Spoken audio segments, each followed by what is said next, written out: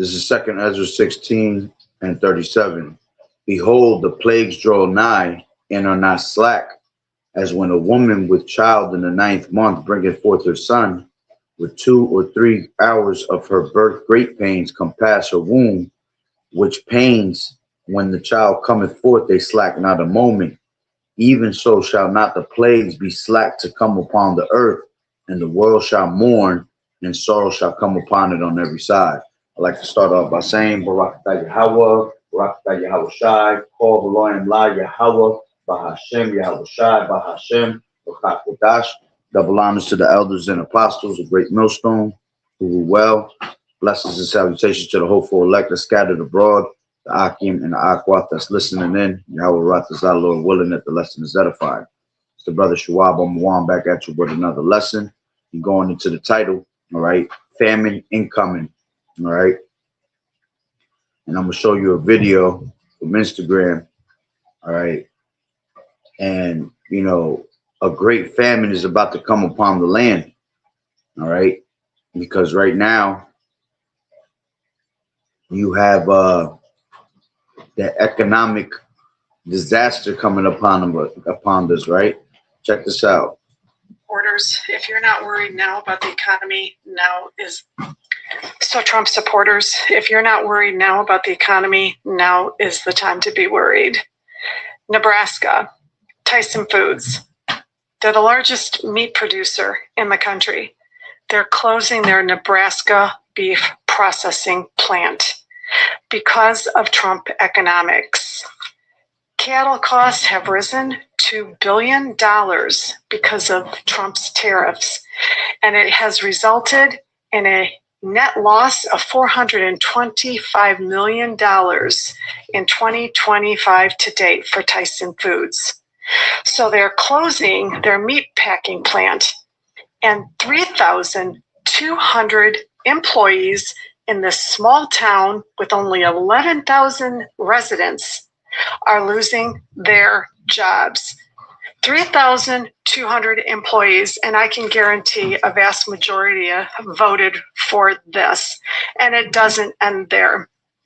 Tyson is taking their 3-shift slaughter operation in Texas down to 1 shift. So a lot more people at their Texas facility are going to be let go. When you talk about big industries now being affected, not the small guy, but those at the top of the food chain being impacted and closing down, we are in a world of economic hurt. And this is just the beginning, because this Trump administration is not focused on fixing the problem. They keep creating more. And I got to tell you, just this Tyson food location in Nevada, there are so many suppliers, so many vendors, contractors every single day that did work for this Tyson facility, whether inside the building or outside the building. These are big contracts that these local businesses are now going to lose. So they're going to be affected as well. Expect more layoffs and bankruptcies downstream of Tyson Foods. So Trump supporters, if you're not worried now about the economy, right? Now. Nebraska and Texas. Nebraska is laying off 3,200 people from a meat processing center, and that meat processing center in Nebraska is about to close down. It's being closed down, all right? So that means Tyson Foods is not going to be providing that food that people need anymore, right? And she said that Texas has 3 shifts usually, but now it's going to be brought down to 1 shift, okay?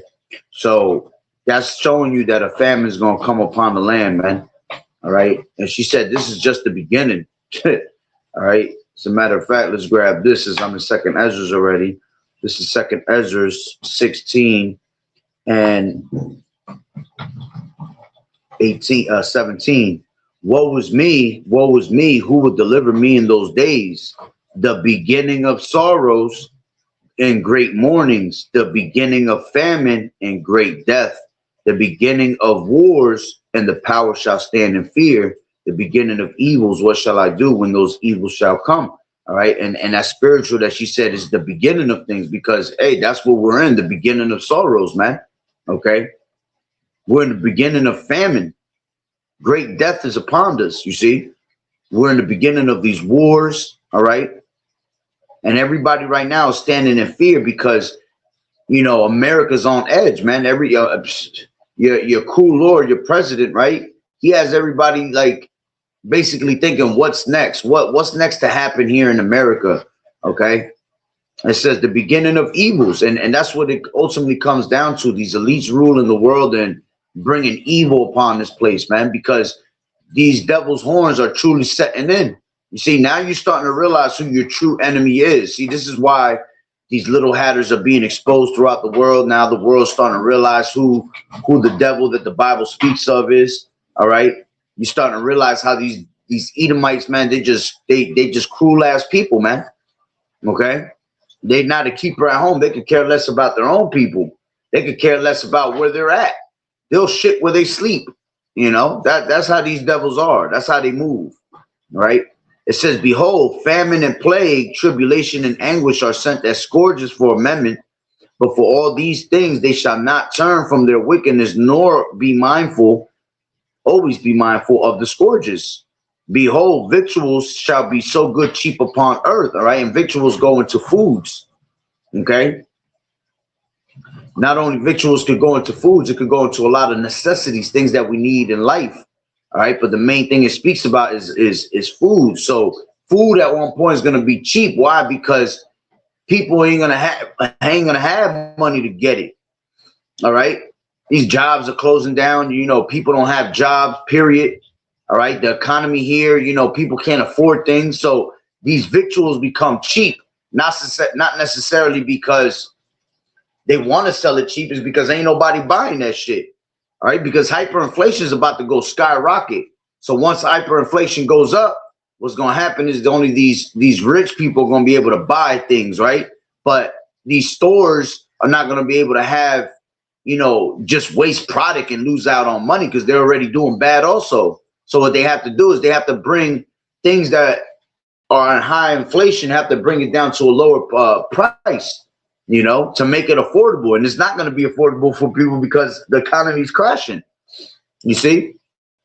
So, excuse me. So basically they can't have things spoil. So it has to come down to a certain value. You see? So it says, victuals shall be so go cheap upon earth that they think themselves to be in good case, and even then shall evils grow upon earth, sword, famine, and great confusion. For many of them that dwell upon the earth shall perish of famine, and the other that escape the hunger shall the sword destroy. All right, so again, famine is incoming. A lot of people about to die off of famine, bro. You see? And if the sword don't get you, all right, I mean, so like if the famine don't get you, the sword will get you. All right, that's why it tells you, let's grab this. This is Lamentations 4:9. And it reads, it is better to be slain with the sword. I mean, Salaka, they that be slain with the sword are better than they that be slain with hunger. For these pine away stricken through for the want of the fruits of the field. The hands of the pitiful women have sodden their own children. They were the meat in the destruction of the daughter of my people. So people going to come out here and resort to, you know, cannibalism. People going to start chopping up their children, boiling them, right? Throwing a little sazon, a little adobo inside that little water, all right? And they're going to have, you know, they're going to have a feast with their own children. And it's better to die by the sword. See, nobody wants to die through actual famine, man. To die by famine is the worst thing that you can actually go through, man. That's right. 4 points of death is right. So on, Sister Yahweh Bashim Yahushua Barakatam to you, right? So it says, let's grab this. This is that's a curse upon our people, right? Deuteronomy 28. And let's grab it from Give me 1 second. Let me just always forget where it's at in Deuteronomy 28. This is 52, right? Matter of fact, let's take it for 51. It says, and he shall eat the fruit of thy cattle and the fruit of the land. Matter of fact, let me grab this in the linear so I can bring them out in both. Deuteronomy 28 and 50. What was I? 52. Yeah, 52, right? It says, I'll take it from 51. Let's take it from 50. A nation of fierce countenance, which shall not regard the person of the old, nor show favor to the young. All right. And we're in that nation of a fierce countenance, man. All right. Because the Lord said, you know, as a curse, he will bring a nation against thee from far. Okay. As swift as the eagle flieth, right? A nation whose tongue out that thou shalt not understand. That's why we pretty much, you know, live in captivity today, speaking English. You know, that's not our true roots. That's not our true culture. Okay. So it says, and he shall eat the fruit of thy cattle and the fruit of thy land until thou be destroyed, which also shall not leave thee either corn, wine, or oil, or the increase of thy kind, or flocks of thy sheep, until he have destroyed thee. All right. That says in NLT, it says its armies will devour your livestock and crops, and you will be destroyed. They will leave you no grain, no new wine, olive oil, calves, and or lambs, and you will starve to death. You see, and that's what this devil's doing. He's getting ready to starve us out here. It says they will attack. 52 in back to KJV. And he shall besiege thee in all thy gates until the high fenced walls come down wherein thou hast trusted throughout all thy land. And he shall besiege thee in all thy gates throughout all thy land, which the Lord Yahweh thy power has given thee. All right. And what's that mean, man? You're going to be in lockdowns. To besiege a city is to lock it down, to fence it in. Okay. So, you know, that's also coming upon this place. All right. Lockdowns, shutdowns. All right. FEMA camps.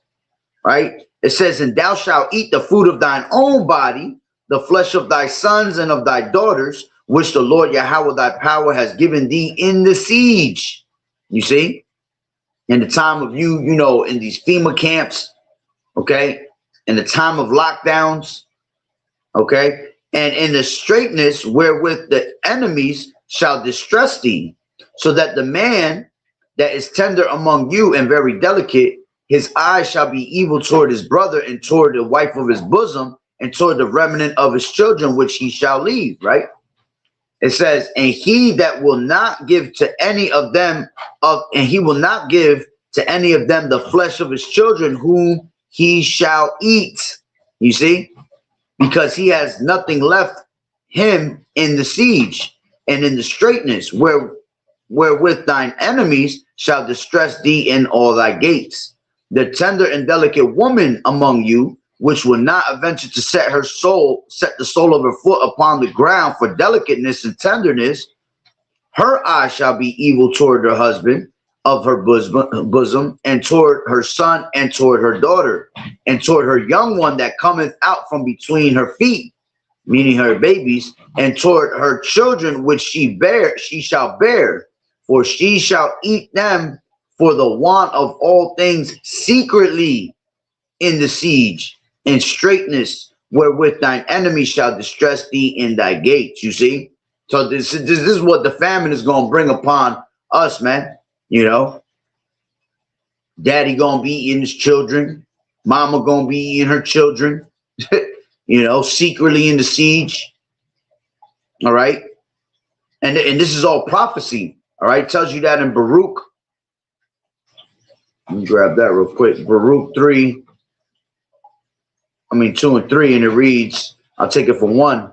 It says, therefore the Lord Yahweh has made good his word, which he pronounced against us, and against our judges that judged Israel, and against our kings, and against our princes, and against the men of Israel and Judah, to bring upon us great plagues such as never happened under the whole heaven.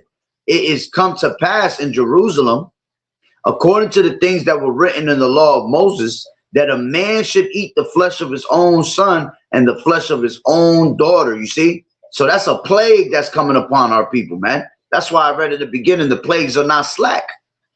Okay? The Lord said that he going to bring upon Egypt, all right, upon America, all right, the plagues that he brought in Egypt, right? Because he said, I will smite Egypt with plagues again. So there was never a second time of Egypt being mentioned, all right? We only went through Egypt once, you see? So what's the second time? Because spiritually, we are Sodom and Egypt, as it tells you in Revelations, the 11th chapter, okay?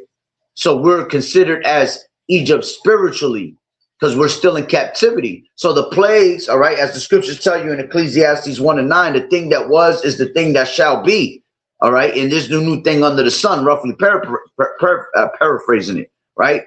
So whatever happened in the ancient world is going to happen in these times. History repeats itself. So the Lord said, I will bring plagues upon Egypt again. So the same thing that was given to as plagues in Egypt is going to be given to here in America, man. And famine is one of them. See, famine was always one of the things that the Lord brought upon our people, man, when they were hard-headed and stiff-necked, all right?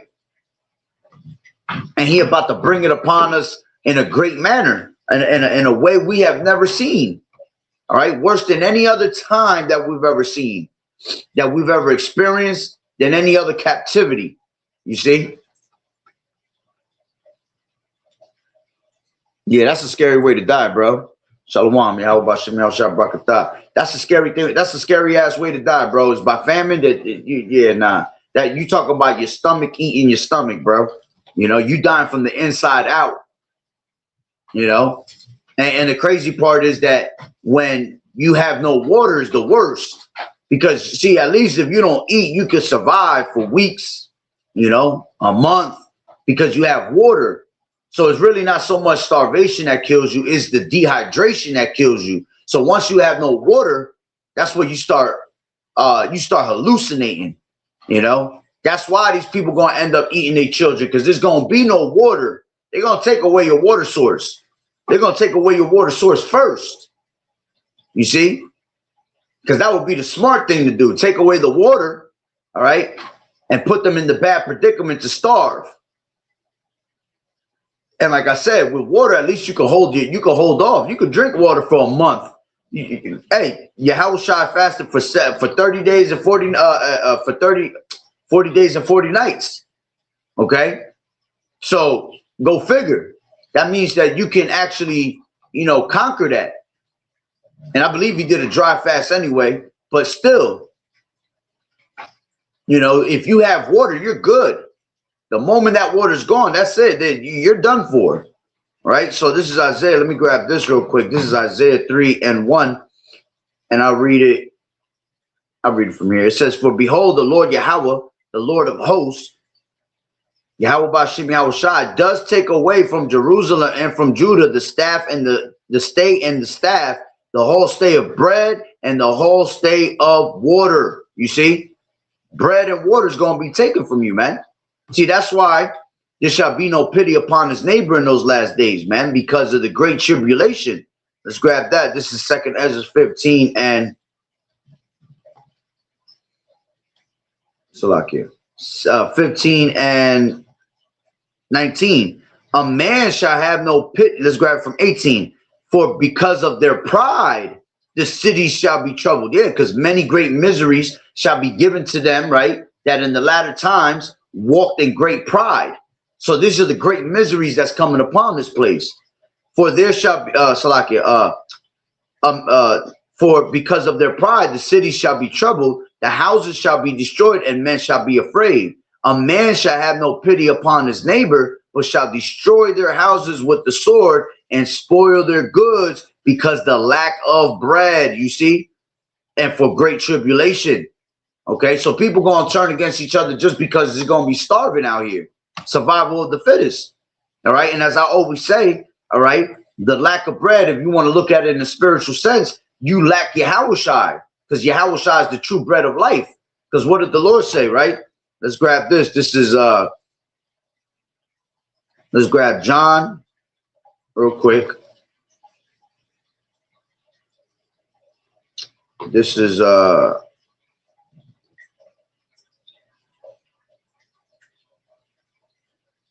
Salakia.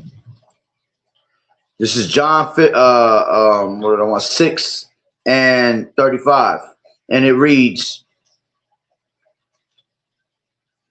and YAHAWAH said unto them, I am the bread of life. He that cometh to me shall never hunger, and he that believeth on me shall never thirst.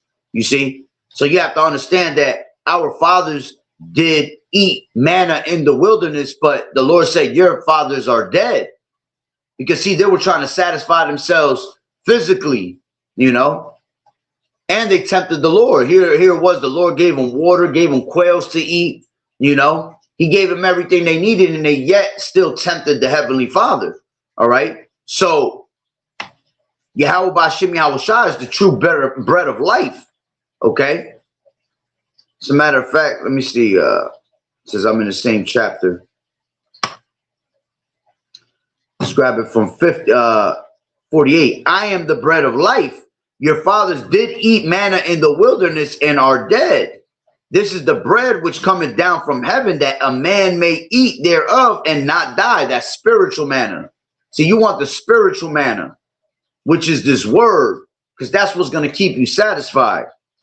I am the living bread which came down from heaven. If any man eat of this bread, he shall live forever. And the bread that I will give is my flesh, which I will give for the life of the world. Okay. And that's a symbolic thing, right? Now let's grab this. This is Matthew 4, and let's take it from 1. Then was YAHAWAH led of the spirit into the wilderness to be tempted of the devil. And when he had fasted 40 days and 40 nights, he was afterward a-hungered.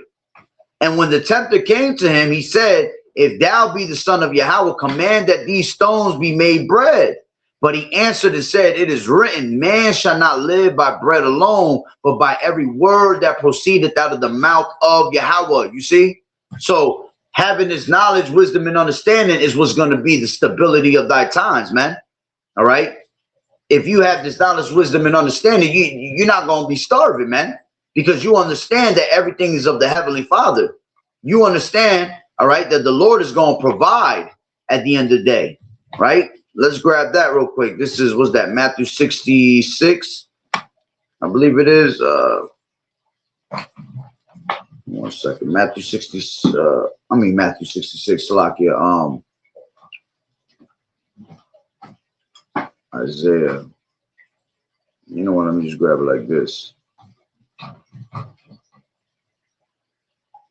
My servant shall eat, KJV. Isaiah 65. This is Isaiah 65 and 13. And it says,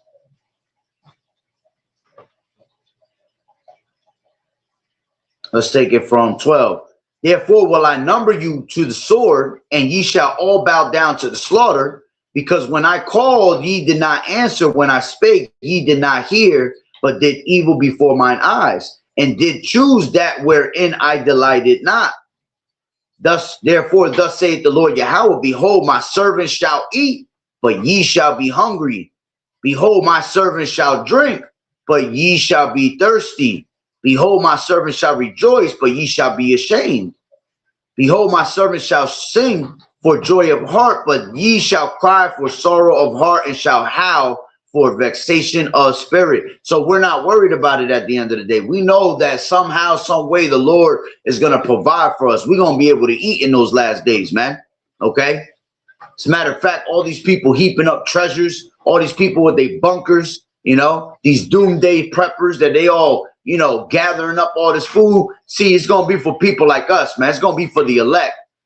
Okay? Because those people are going to be wiped out. Those people are going to be taken out of the way. And then we're going to run into those bunkers. We're going to run into these houses, with doomsday prepper food. You see? So the Lord gonna provide a way for us to be able to eat in those last days. That's why we're not worried about it. You see? That's why we're worrying about eating the spiritual manna first. Okay? Remember, the Lord says, seek ye the kingdom, right? And all these things shall be added onto you. So if you seek in the kingdom, all right, and your mind is always on the kingdom, well, whatever it is that your heart desires, all right, the Lord is going to provide it onto you. These things are going to be added onto you. The Lord is, he's not looking down on us and saying, yeah, I'm going to starve him too. And he's been doing the work of the Lord. He knows exactly what you want, man. He knows you need that food. But see, he wants to present that miracle, you see, because that's what's going to give you that. That's what's going to have you praising YAHAWAH'S Yahawashi in the time of a famine. Okay.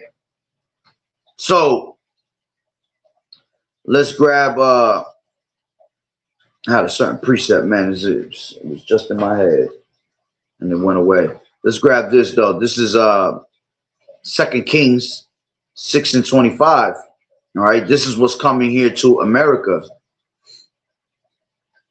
Oh, that's what I had. The water YAHAWAH'S Yahawashi. This is 2 Ezra 6. And where's it at?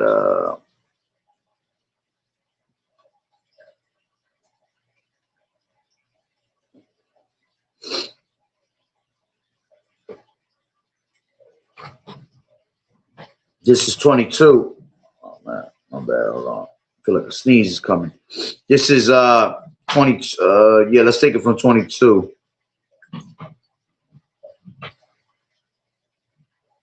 And suddenly shall the sown places appear unsown, the full storehouses shall suddenly be found empty.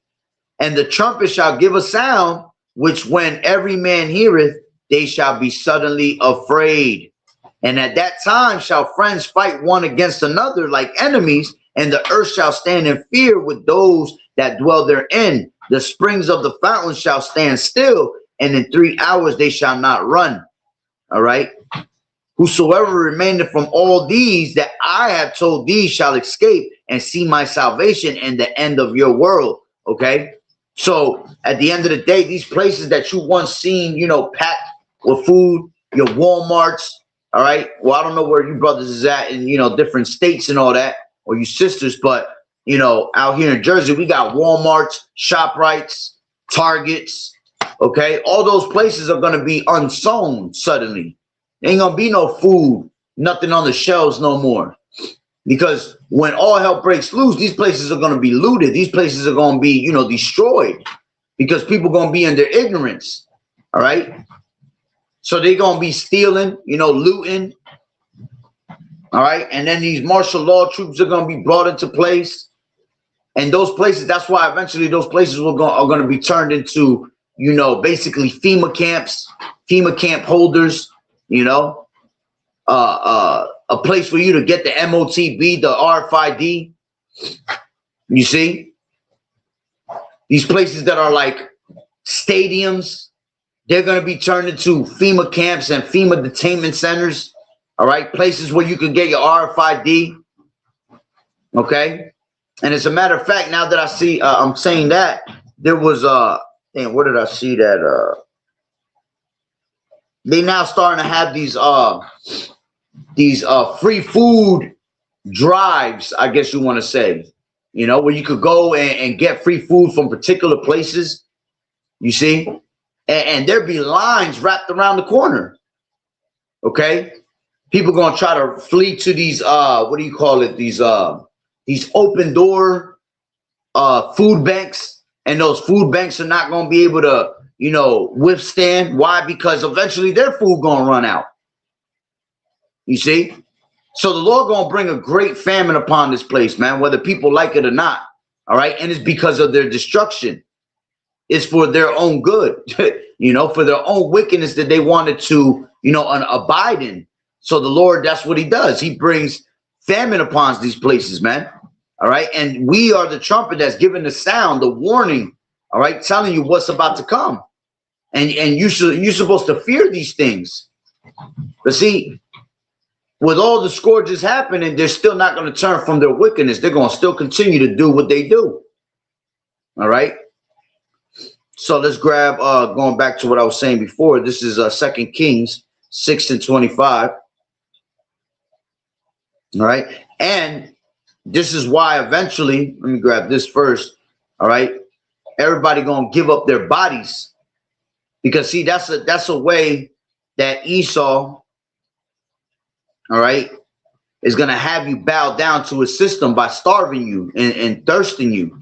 Okay, back to Deuteronomy 28 and what is that, 48, I believe it is.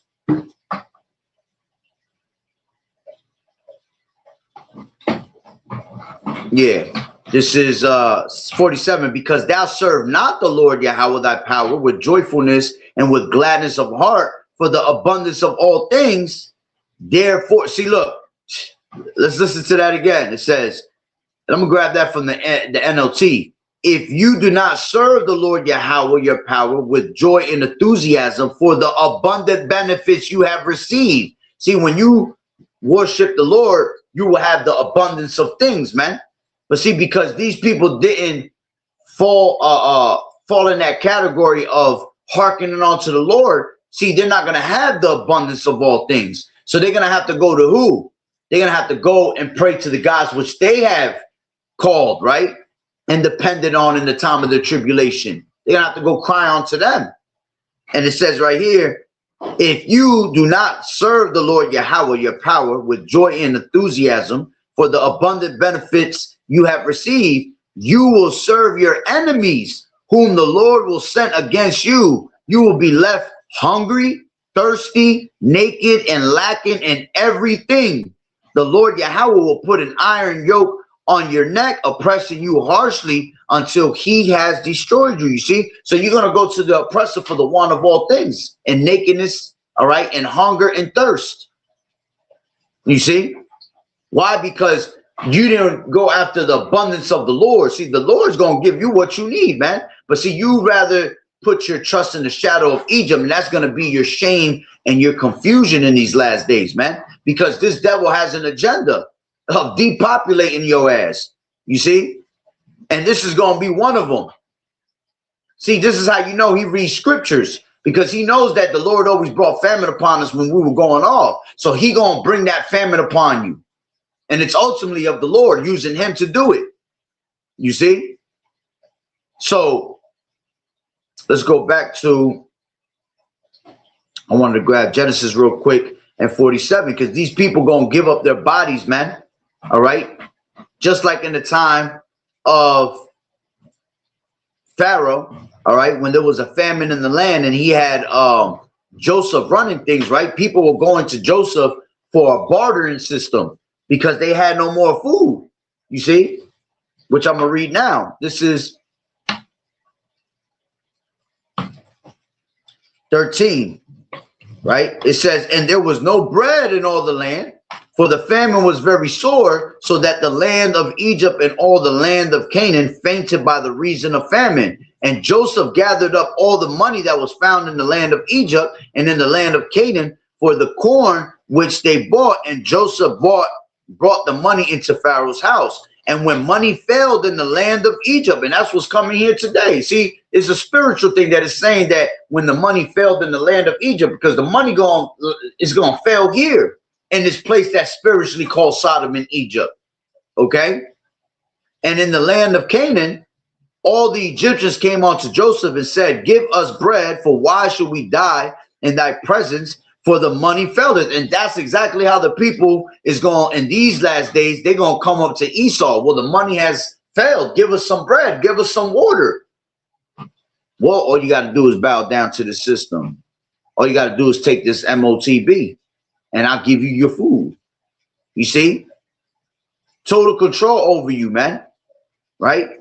It says, give us your bread, for why should we die in thy presence? For the money faileth. And Joseph said, give your cattle, and I will give you your give your cattle, and I will give you for your cattle if money fail.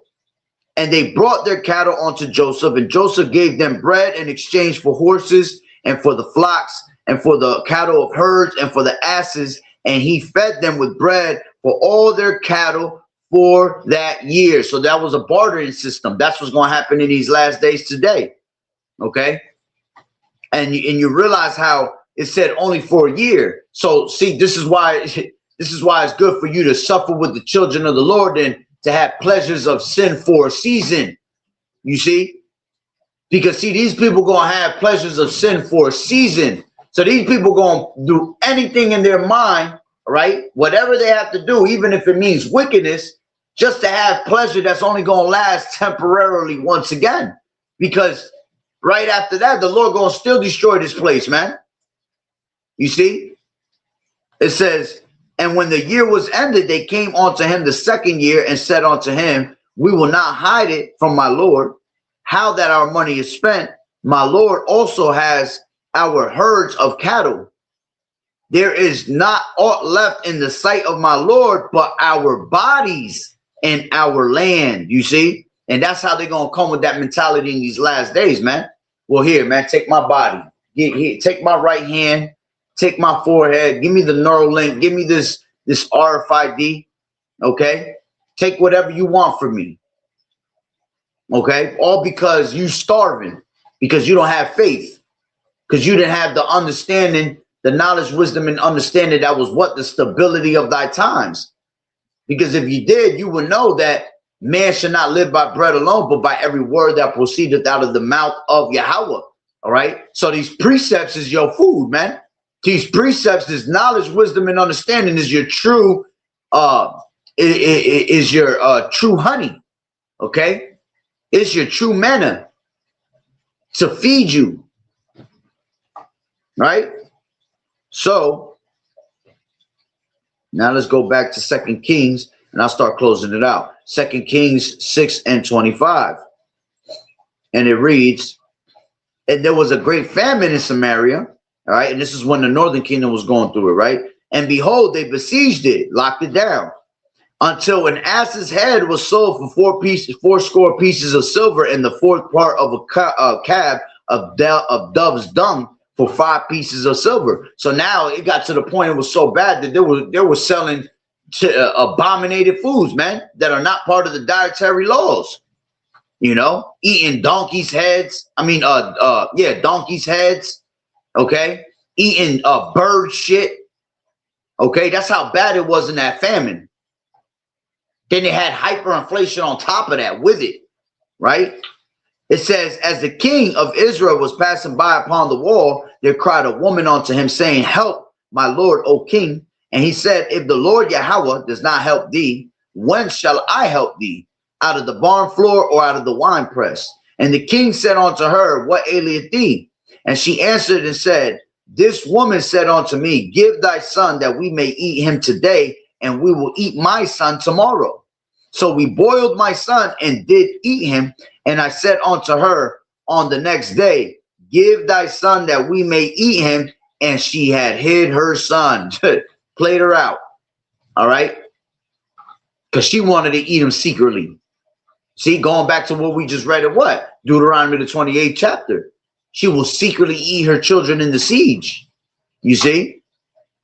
So we got, hey man, we got to be mindful of what's happening, man. This is why you have to be circumspect and redeeming the times, because the days are evil, man. We are in perilous times, man. Dangerous times. Okay? Everything we've been speaking about is happening right in front of your face. Just because it ain't happening directly in your backyard doesn't mean it's not coming. Okay? Remember, you talk about 8 billion people in this world, or more, 9 billion people. All right? The Lord got to bring it upon the whole entire world. So it's a process. But that's why you got to stay ready, right? So you ain't got to get ready. As it says that the Lord will come as a thief in the night. And I've said this many times, man. The Lord going to come like a thief in the night in every type of angle when it comes to, you know, you catching hell. All right. It doesn't just mean that he's coming like a thief in the night just specifically with the missiles. No, the Lord could come with as a thief in the night when it comes to your death. All right. When it comes to certain situations. All right. As in famine. All right, that shit is just gonna come suddenly like a thief, like out of nowhere. Like, damn, what just hit me? You know, you're gonna hear Michael Jackson in the background. You just hit my butt, a smooth criminal. That's what you're gonna hear in the background. You know, because it's just gonna smack you out of left field without you realizing it, because you were so caught up with the cares of this life, the cares of this world, right? So when you're caught up in these things, all right, you can't see the evil coming. That's why it says the prudent man foreseeth the evil and he hideth themselves. So we're constantly hiding ourselves, you know, with these scriptures, meditating on them, because meditating on them is what's giving you the warning over and over and over again. So it prepares you for it. See, that's what we've been doing. We've been preparing our people for the battle, you know, the spiritual battle, which everything is spiritually first and then comes physically. So if you could be prepared spiritually, all right, when it comes to hit you physically, okay, you're not worried about it, man. You're not bothered by it, man, because YAHAWAH'S is going to stand up for his elect, man. Okay, he's going to protect his. The Lord has care for his elect, as the scriptures say, right? So, hey, man, can't put it in any more of an easier perspective for you to understand it. Okay, let's grab this. This is Habakkuk 2:1, and it says, I will stand upon my watch and set me upon the tower, and will watch to see what he will say unto me. What? YAHAWAH'S, by the way things are playing out. That's how he's speaking. And what I shall answer when I am reproved. And the Lord said, and the Lord answered me and said, write the vision and make it plain upon the tables, that he may run that readeth it. We're making that vision plain upon the tables for you to understand. To understand that, yo, famine is coming upon this place. Okay, heavy famine is coming. It says, for the vision is yet for an appointed time, but at the end it shall speak and not lie. Though it tarry, wait for it, because it will surely come. It will not tarry. You know, and we use that, you know, for the MOTB the most. All right, but that's for any situation of prophecy. All right, because the Lord don't stir these things until the said measure be fulfilled. Right, this is 2nd Ezra's. Right, 2nd Ezra's. What is that? 4 and 37. By measure has he measured the times, and by number has he numbered the times, and he does not move nor stir them until the said measure be fulfilled. All right, so everything happens in a chronological order, man. Okay, and we're measuring the time diligently within itself. So we understand that the Heavenly Father is visiting the earth as we speak right now, and we understand that these plagues draw nigh, and they get closer and closer and closer. You see, and they get scarier and scarier and scarier. All right, so we're pretty much gonna leave it there through the Spirit. Prepare yourselves, prepare your minds, man.